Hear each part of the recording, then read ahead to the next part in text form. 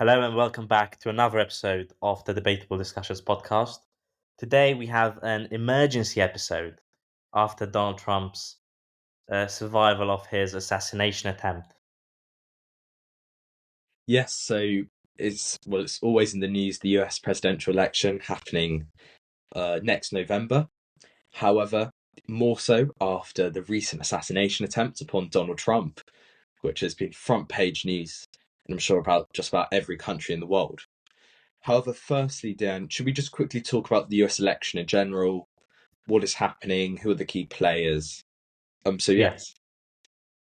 So we have obviously a two-party system in the USA with Donald Trump running for the Republicans and the incumbent Joe Biden currently running, although that's a big question mark, which I'm sure we'll address later.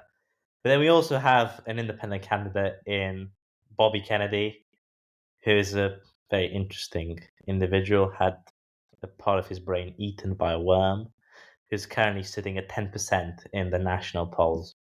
So those are the major players, one could say. But I would just want to talk a bit about Biden, John, and about his state and if he's going to run or not. So yes, there's been lots of question marks over Biden's potential viability to run as the Democratic candidate and for President of the United States of America. Recently, there have been lots of health experts specializing in old age mental conditions coming into the White House and assessing Biden. However, without this, after that quite awful debate performance against Trump and constant slip-ups that Biden has, several donors, several key party members are just not viewing him as the person they want as their Democratic candidate. And with how extreme Trump is, the Democrats really do need a strong candidate for this election. Yeah, I think definitely his debate was a major fall for him because before, yes, we know there were all the incidents with him falling off the stairs and doing what he was doing. But now, really, the last few weeks, it's worse than ever before. So he had that awful debate performance in which he said he created 50,000 jobs when in fact it was 50 million. He said that there's 100 trillionaires in America when there's none. So just getting facts wrong as well. The NATO summit, I think, unbelievable mistake. How can you call Zelensky Putin? I think that's beyond measure. But yeah, and you're right. I think Trump will have a strong vote turnout from the Republicans. They will go out to the voting sections. I think if the Democrats don't get a candidate that the whole left and centrist America can get behind, and then they're gonna lose. Frankly, it's just that simple. I think. Yeah, I totally agree with you there. And there's in these past few days from when we recorded this episode, there's just been huge signs of dissent amongst the Democrat Party. So George Clooney, one of the biggest donors, he withdrew his support for Biden, and there's just been countless and more members of more Democratic members in the House of Representatives, and even a few in the Senate that have said they just don't think Biden is fit to run for president. And I can see why. He's in his 80s now. He constantly does make these mistakes.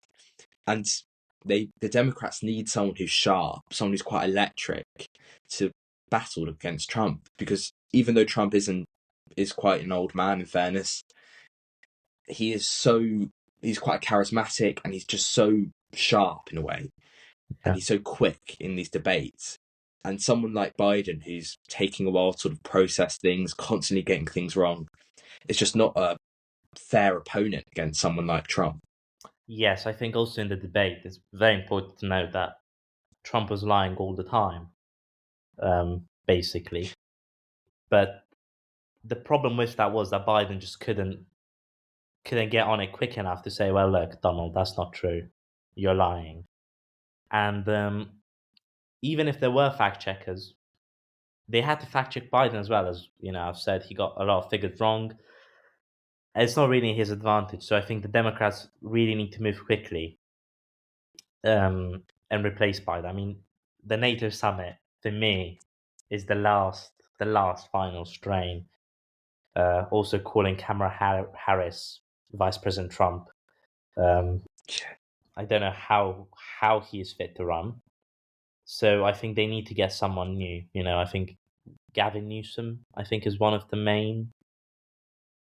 Yes, so the Democratic National Convention is going to be in late August. It's about August 19th, I think, until the 22nd. So they've got all the time until then and during the convention to get a new candidate. And I think this is one of the main issues with US politics at the moment, is that there isn't exactly a plethora of viable, strong candidates. However, as you said, there's Gavin Newsom, or the only other one, and she is quite unpopular amongst many people, was Kamala Harris. Many people dislike her. However, as a former vice president, she is really one of the few viable options that the Democrat Party has. But nevertheless, they are in an incredibly hard situation to replace Biden, and also because they don't have much time to replace Biden as well, because they've only got around a month or so to find a candidate. Yes, I think the problem with Kamala Harris is that she's just so unliked in the favorability polls. Her approval Yeah, rates are lower than both Trump and Biden, which is hard to do. Um, so I don't think I think she needs to say, look, although this should be me, I'm not going to run for it because she cannot win. I think yeah, Newsom does have a chance. He's 50, 48, 50. Um, he's a younger alternative, someone who can, the big question marks now, I think, for Democrats are the age. I think that's the main thing. Biden 10 years ago, I think would have completely landslided Trump. But the main question mark is age. So if they can get rid of that and they can get someone who's got decent likability in the US, like Gavin Newsom, I think they've got a chance to win. Also, I think, John, let's talk about um, Kamala Harris herself. Probably not the right candidate, I think. yes. I don't really think she's the right candidate. However, and in certain places, particularly Texas, she is quite unpopular.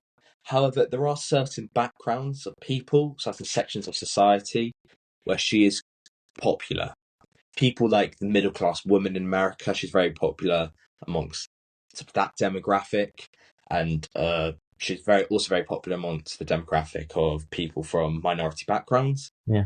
So she does have support from there. However, she's she hasn't really excelled as vice president. I mean, in US politics, there's two types of vice presidents. You've got the one who's either very involved, does quite a lot, or you've got and that's what Kamala Harris tried to be. Or you've got the vice president who's sort of behind the scenes. You don't really hear much from them. That's like a Mike Pence, or really even Joe Biden serving under Barack Obama. However, Kamala Harris tried to become quite an involved vice president. However, it didn't really work. She had all these promises about immigration, which sort of just fell through, never really materialized. What do you think about Kamala? Yeah, I don't think she's the right candidate. I think she's not a very. I don't think she's a figure that people get behind. I don't think she's someone who will get people out to the polls, the polling sections in November when the election is. I think that's really Yeah, at the core of this election. I think if the Democrats don't turn up, there's no way they can beat Trump because Trump's 40 or so percent of America will turn up. So it's just about a question with how big is voter turnout going to be.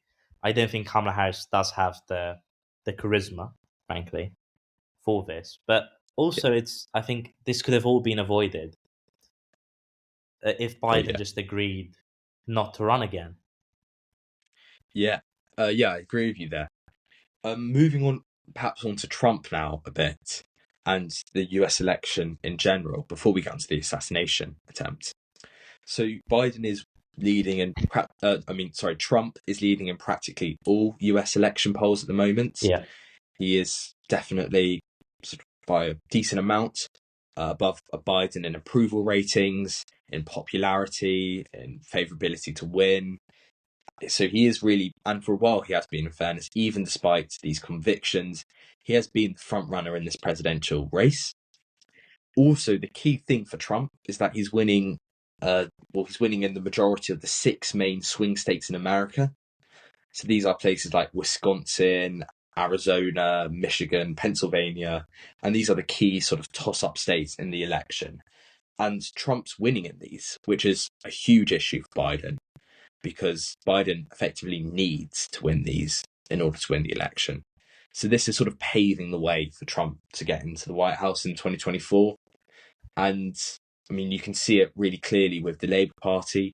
They sent people over before the UK elections, and they still have, to sort of prepare for a Trump government, because they do know that it is quite likely that we will see a Republican in office who will be Trump. Yes, I think with about Trump, I think let's go back a bit and let's talk about his felonies, his felony charges. I think it's extraordinary, really. How many are there? 27? Yes, I think so, yeah. 27 counts of felony, and his approval ratings didn't go down or even stayed the same. They just went up for some reason. I don't know. What do you Yeah. think about that? Do you think there's any particular reason why? I mean, I don't have a sort of a concrete, solid reason why, but I think it just shows the extent, the level of support behind Trump. Because these Trump supporters, people who support him, are so strongly in favour of him that, in their opinion, him being a criminal, that doesn't matter to them. That does not matter at all. They got convicted of these felony charges. What matters to them is who he is now in the present. So I think really the main thing is that it just shows the reason for it, for why he's survived this, what would be in any other country perhaps a huge scandal, is because he's just got such strong, resolute support behind him, Yeah. which someone, let's say, like Biden does not have. With Biden, the sort of Democrat Party is crumbling around him. However, with Trump, the Republican Party is seeming more and more unified as the election has gone on. It was seeming looking quite split, perhaps, initially. However, despite these charges, the support behind Trump is just so strong that it hasn't really affected him at all, which is extraordinary to think that even though he has been convicted of criminal charges, it doesn't affect him.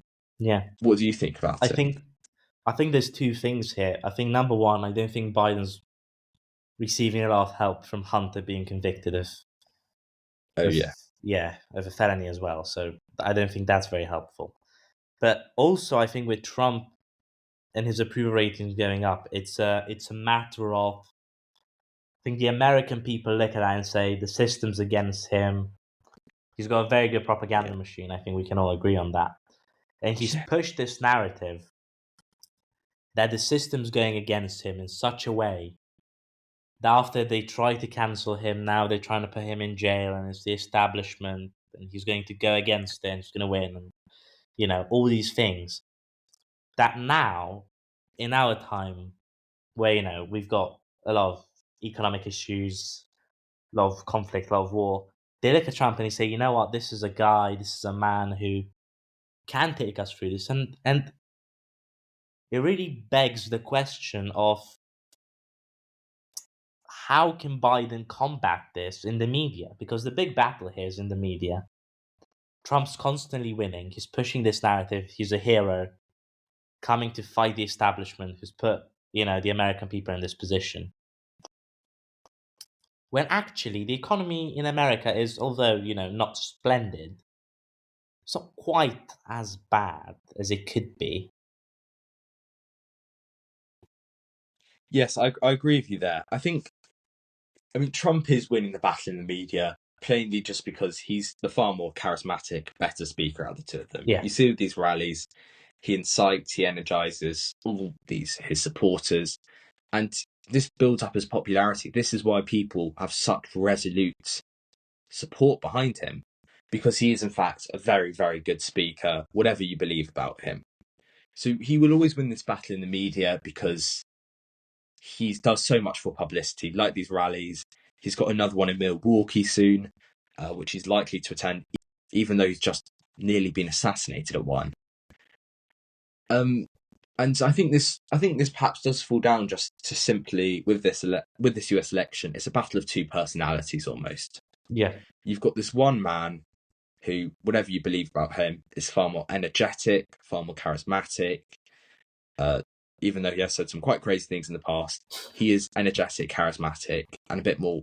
He's got more life to him, effectively. Yes. And then on the other side, you've got Biden, who's old, forgetting things, constantly getting things wrong. Now, out of the two of them, there's a clear option of what you'd want as president. And I personally do not agree with definitely uh, lots of what Trump says. But as a person, if you just look at his personality, he's a far more viable and electable person. Yes. So in this US election, the biggest fear isn't people saying, oh, I need to vote for Biden to stop this crazy Trump getting in office. It's now sort of turning to people saying, oh, I need to vote for Trump to stop Joe Biden, who's perhaps got dementia, forgets things, falls downstairs, from him getting into office. So Yeah. at its core, it's really a battle of two personalities. And so that's why I think Trump is going to have an easy ride to the election, to be honest, because Biden continually makes these mistakes, which makes Biden look awful, loses his favorability, loses his approval amongst the American people, and Trump keeps on gaining from these huge publicity events, such as the assassination attempt, which we'll now move on to. He gains from these massively. I think also we need to talk about his cult. Trump's got a cult around him, effectively. And I think this cult is based on a couple of pillars, I would say. So I think number one is that he is seen as this lone ranger fighting the establishment. But also he's seen as this fighter, as a warrior, someone who doesn't give up. And I think this was heightened heavily by what happened yesterday. You know, we saw that picture of Trump with blood on his face, with a fist up after the assassination attempt, just signifying in a way, his in a way a heroic way. He would argue that he is this hero who no one can stop, and who is just very strong. He's portrayed as a very strong figure, I think, especially in that picture. I think our viewers just Google Trump picture, and you'll see it's him with blood on his face, but with a very stern look.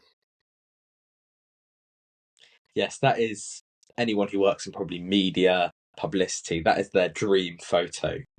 It's someone who has just survived an assassination attempt, being hit by a bullet in the ear, blood streaming down their face, holding their fist in the air. That is the dream photo that Trump's team would have wanted from this assassination attempt, frankly. I mean, it's something absolutely awful. Assassination attempt, as you can see with Joe Biden, has said that he hopes Trump is all right after it, and I think everyone does. Yeah. But in many ways, it's not a blessing in disguise at all for Trump, but there are benefits from it for him. Number one, he sort of seems sort of a bit immortal from this assassination attempt, and people in America, and it will massively help people's sympathy towards him. As people say, he survived an assassination attempt. The Yes. man is literally immortal.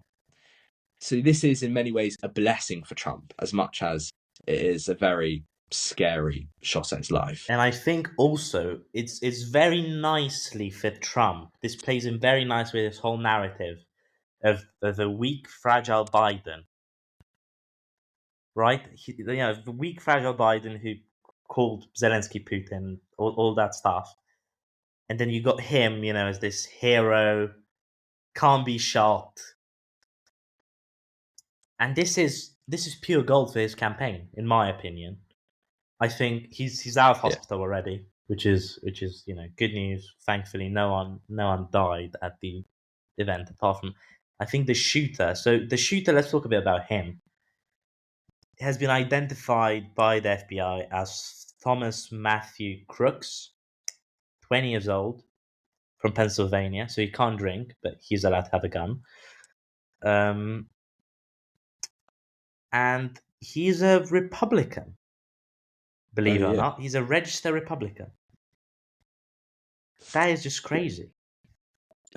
I'll quickly interject though. However, there was actually one spectator that was killed in amidst it. The Oh, really? gunman, and yes, I think it's because Trump did tweet out a message of support to this supporter.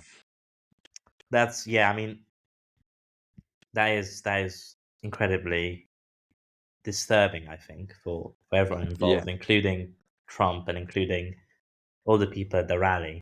And it also, I think, gives a very powerful message, though, an yeah, apolitical message in a way. I think no matter what you believe, no matter if you think Trump's a despicable person or if you're his biggest supporter, this is unacceptable. Frankly, yeah. going out at a rally and with a gun and starting shooting people is unacceptable. And I think this is a moment of unity in a way. I think. I don't know if you agree with that, John, but I think this is a moment of unity in America, which is quite needed. Yeah, I definitely think it's a moment of unity in America, and in particular across the Republican Party. Yeah. I think this will definitely unite the Republican Party in a way, and it all leads back to how this really does help Trump effectively, with that image of him, blood stream down his face, ear being shot, holding his fist in the air. This is sort of almost like a blessing in disguise for Trump, to be brutally honest, and it will definitely help him. It'll definitely help the Republican Party. But yeah, and it will damage Biden, but it won't damage Biden in the way that people will dislike Biden because of it, but it rather make people just like Trump more. Yes. I heavily agree with that. And I think as a sort of last point that we should talk about is how would the Trump president actually look like? I think we know his stance on NATO is a bit uncertain, which is I think the biggest for foreign policy. So the big caveat here is that if you do not live in the USA, domestic policy, although yes, you still should care about it because it's but it doesn't really affect you that much. I think the foreign policy here is for most of our viewers the main issue.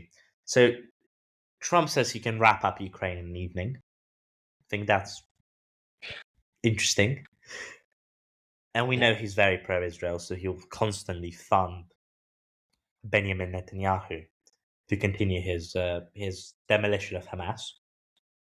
But also his stance on NATO, I think it should be something we talk about just very briefly.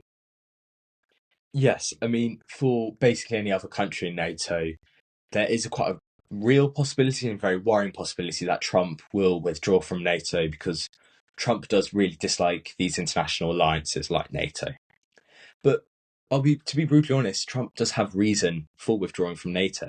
There's a NATO target for defence spending, which very few countries meet. Yes. The only ones I can think of are really, I mean, of the countries that meet it, and there are very few, is the UK and the USA. And Trump, in his opinion, and perhaps rightly so, says, well, I basically fund NATO, I basically prop up NATO. If other countries aren't going to spend the money on defence that NATO needs to be viable, So then what's the point of sorry me to doing it for interject everyone there. else? 10 countries meet NATO. So these are Okay. the following. I'll read them out. Um, so it's 2% of the GDP that needs to be spent as a rule, Yes. Yeah. at least. And actually, in 2024 is 23 countries. So 24 out of the 32 countries do meet GDP spending, which is quite surprising because last year was only 10, and then the year before it was only 7, and in 2017 it was only 4. So Yeah. yeah, I think that's quite spectacular. Yes, I mean that can be expected though, because in recent years you see it with the Russia-Ukraine war, which has affected many NATO members, with the sort of to lesser extent the Israel-Hamas conflict, but mainly the Russia-Ukraine war. That has definitely raised fears about security for lots of countries in Eastern Europe and in Central Europe. So I mean, and you can see it with Keir Starmer in the UK. He's raised the target to 2.5% because in the age and in the world of today, international security is a far bigger concern Yeah. than it has been in previous years. And it has always been a concern. But right now, governments are really worried about this growing Russia. You see it recently this morning. I literally just read an article saying that Russia had just massively grown support in the Sahel region of Africa. So the world is becoming increasingly divided, which is perhaps a reason why Trump should stay in NATO. But nevertheless, all countries really do need to spend more on their own Yeah. security and defense. I think also, about the Russia-Ukraine war is interesting because the highest spending is Poland with 4%, Yeah. Estonia 3.4%, Latvia is very high, Lithuania is very high, Finland is also very high. So a lot of countries very close to the Russian threat are spending a lot of money, with countries such as Canada, Luxembourg, Spain, Slovenia not really doing anything. Yeah. But yeah, I think that's also very important to mention, which is, will Trump stay in NATO? We don't know. I don't think he knows at this moment whether he'll stay in NATO or not. But it was um, a great blessing for him, this failed assassination attempt. Although, of course, hugely saddening that it's happening and that someone did get shot and unfortunately passed away. But for him as a candidate, I think this is probably his ticket to victory. Would you agree? Yeah, I agree with you there totally. And he's already been on this path to victory, but I think definitely now after this assassination attempt, it just shows again, it's just propping him up even more for an expected victory and for him to move back into the White House for a second term. Yeah. Thank you, everyone, for listening to the Debatable Discussions podcast today. Yes, thank you, everyone. Please do follow us, give us a 5-star rating, and also do have a look back at some of our past episodes. We've got some great episodes that have been recorded, which we'd love for you guys to be able to listen to. Thank you, and see you later, John. See ya.